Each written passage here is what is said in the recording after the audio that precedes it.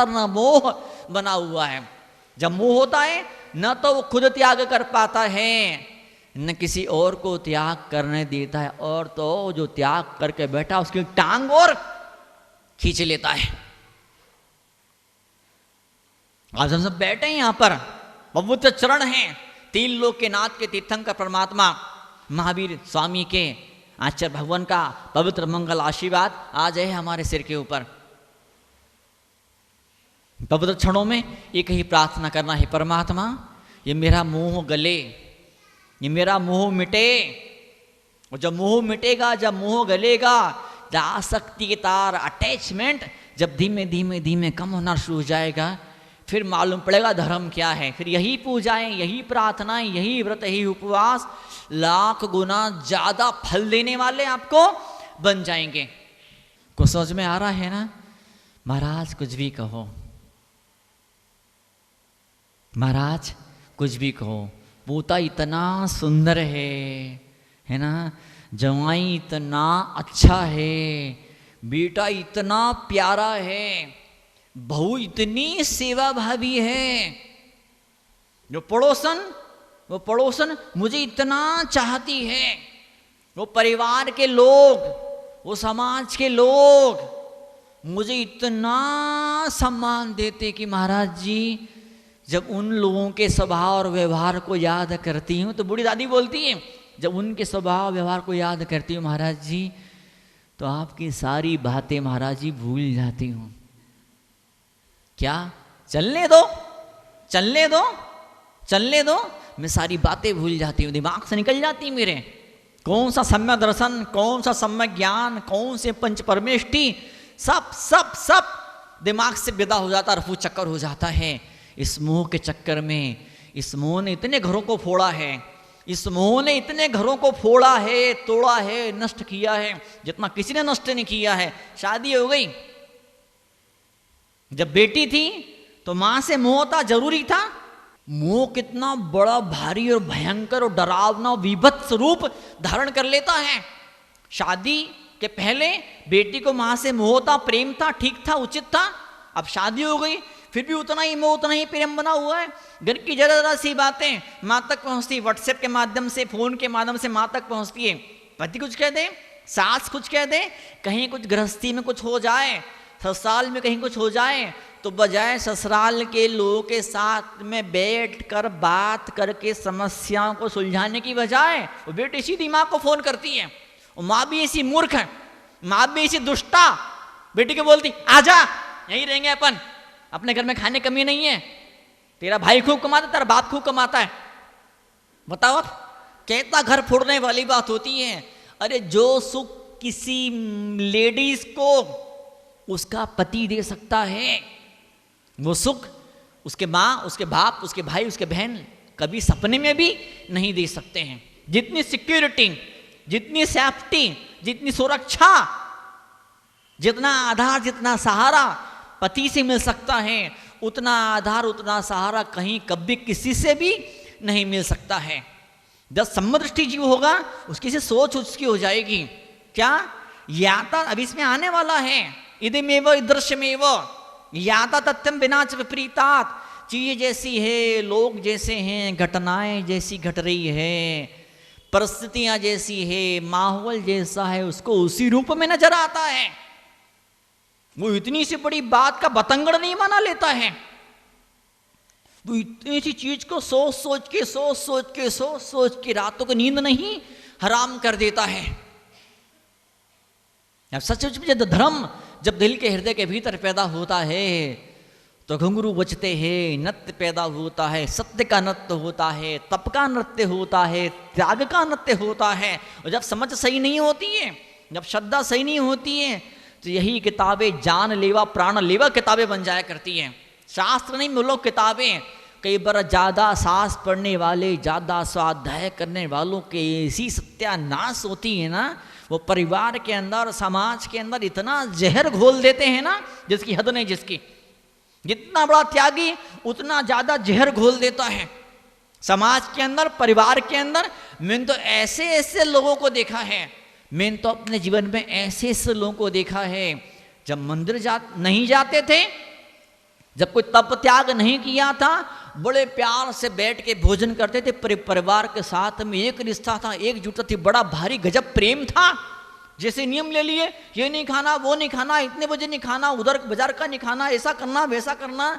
आप पूरे परिवार से टूट गए, परिवार टूट के बिखर गया, परिवार नाम की चीज ही खत्म हो गई।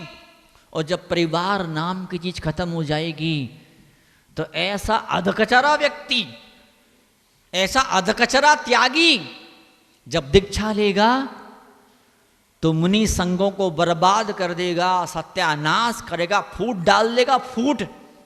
जो घर में ना मिल पाया 4 लोगों से, जिसकी अपने खून के रिश्तों से नहीं बनी, जिसके साथ खून का रिश्ता था, उनके लिए दिल में प्रेम और सम्मान इज्जत नहीं है, फिर तपस्वियों के लिए, त्यागियों के लिए, मुनियों के लिए सम्मान कहाँ से आ जाएगा। मैं क्षमा चाहूंगा, कोई त्यागी मेरी बात का बुरा माने, मैं क्षमा चाहूंगा, पर स्पष्ट रूप से मैं कहना चाहूंगा, सच्चाई है ये, जीवन की सच है, कड़वा सच है, जो हमें स्वीकार करना पड़ेगा। जब मंदिर नहीं जाते थे, जब कोई व्रत तप नियम जाप जो पूजा पाठ कुछ नहीं करता था, तब सबके लिए देवता था, सबकी मदद करता था, सबका सहयोग करता था, सबके लिए दौड़ता था, भागता था।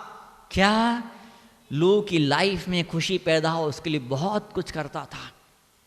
और जब से माला पकड़ ली हाथ के अंदर, शास्त्र पकड़ लिया हाथ में, पूजा की थाली हाथ में आ गई, अभिषेक कलश, अभिषेक का शांति धारा का लोटा हाथ में आ गया, फिर तो उसकी पूरी जिंदगी बदल गई, पूरी दुनिया बदल गई, सत्यानाश और बर्बाद और भ्रष्ट हो गई उसकी पूरी बुद्धि, उसकी मति। कुछ दिखता ही नहीं है उसको, कुछ दिखता ही नहीं है उसको, कुछ दिखता ही नहीं है उसको।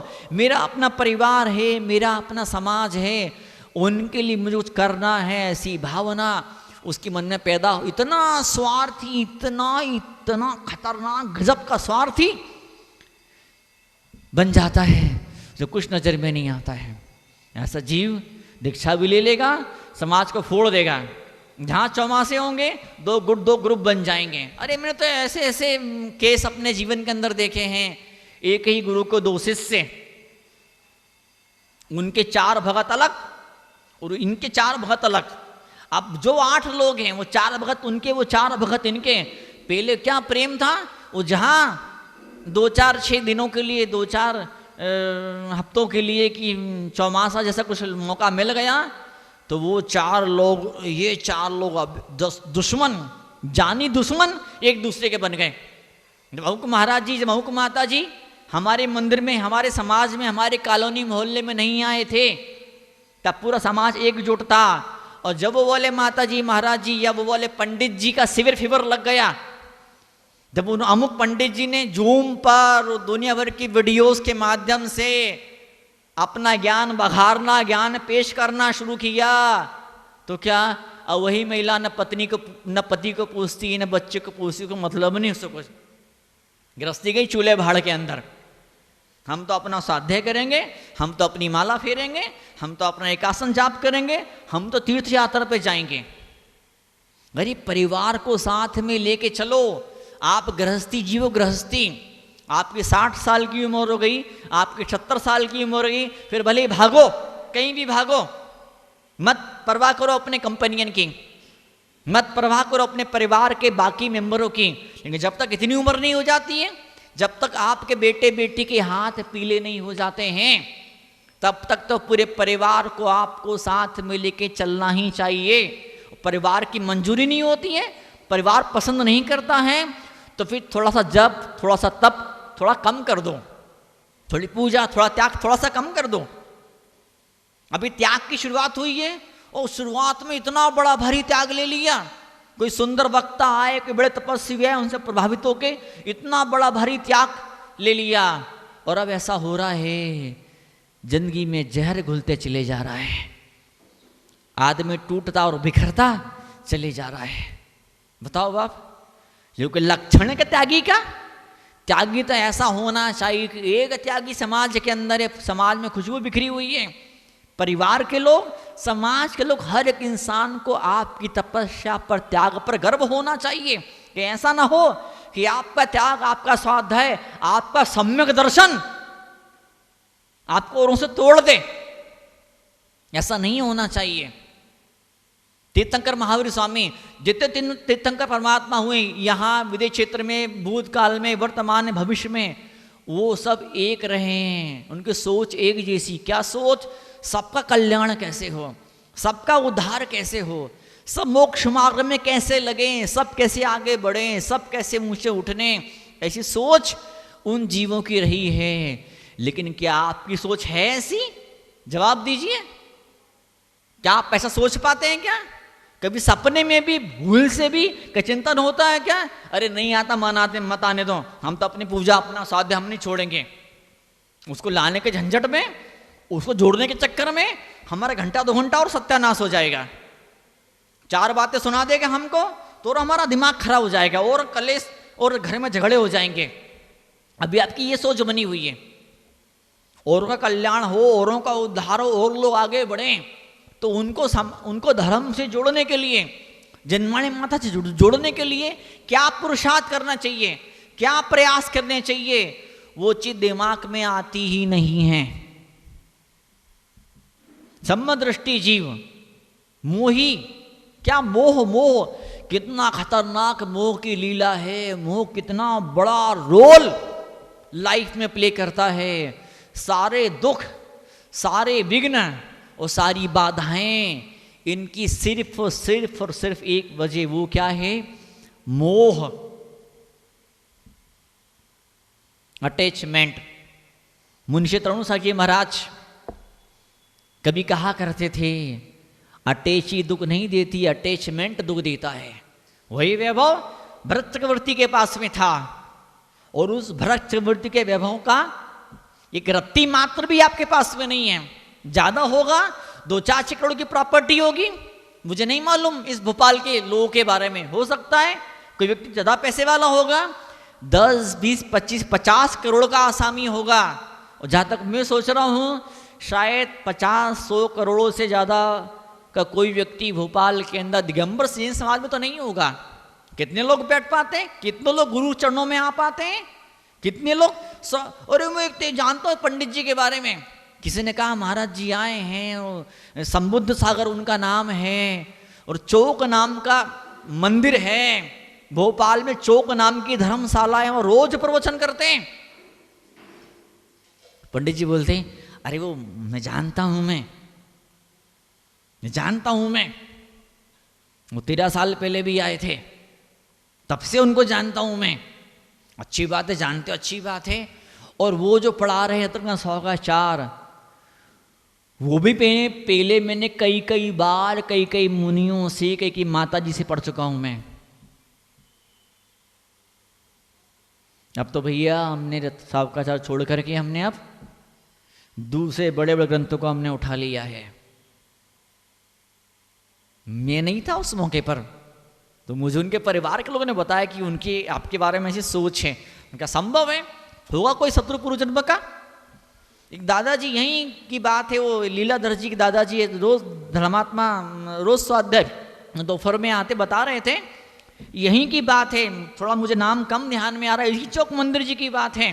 दादाजी बीमार थे, जैसे तैसे उठे, जैसे तैसे ठीक हुए और गए दर्शन करने भगवान के। एक बैल आया, उसे मार दिया, या गाय आई, बैला उसने जोर से मार दिया, गिरा दिया, कमर में दर्द यहाँ वहाँ। फिर वो कुछ दिन लेटे रहे, फिर बिस्तर में रहे, फिर थोड़े से ठीक हुए, फिर थोड़े मंदिर आए, दोबारा फिर उसी बैल ने मार दिया। फिर बेचारे और ज्यादा बुजुर्ग तो थे, दुबले पतले तो थे, बेचारे बीमार तो थे। फिर कुछ दिन बेड रेस्ट किया, उठ नहीं पाए, चल नहीं पाए, हिल नहीं पाए। एक दिन बड़ी हिम्मत करी, घर से बाहर निकले, वही बैल आया, उसने फिर से मारा, और फिर तो दादाजी बच्ची नहीं पाए, ऊपर ही चले गए। केवल कौन से जन्म का बैरी था वो बैल। सोचो, ऐसा कौन सा बैल आपने अपनी लाइफ में पाल के रखा है? ऐसा कौन सा बैल है जो बैल आपको यहां के बैठने नहीं देता है? चेक करो, आपके परिवार के लोग हैं या आपके समाज के लोग हैं, जिनको आप अपना बोलते हो, दोस्त बोलते हो, यार बोलते हो, वो लोग हैं। बताओ कौन है वो लोग? चेक तो करो, पता तो करो। ऐसे क्या मतलब कितने सारे बैलों को आपने पाल के रखा है। थोड़ा सा और कठोर शब्द बोलूं तो मैं, छोटा बच्चा होता है वो घर से बाहर निकलता है, कुत्ता कुत्ता गलिया कुत्ता उसको भौंकता है देख करके, बेचारा वापस घर के अंदर घुस जाता है। वो बेचारे स्कूल भी नहीं जा पाता है कुत्ते के डर के मारे।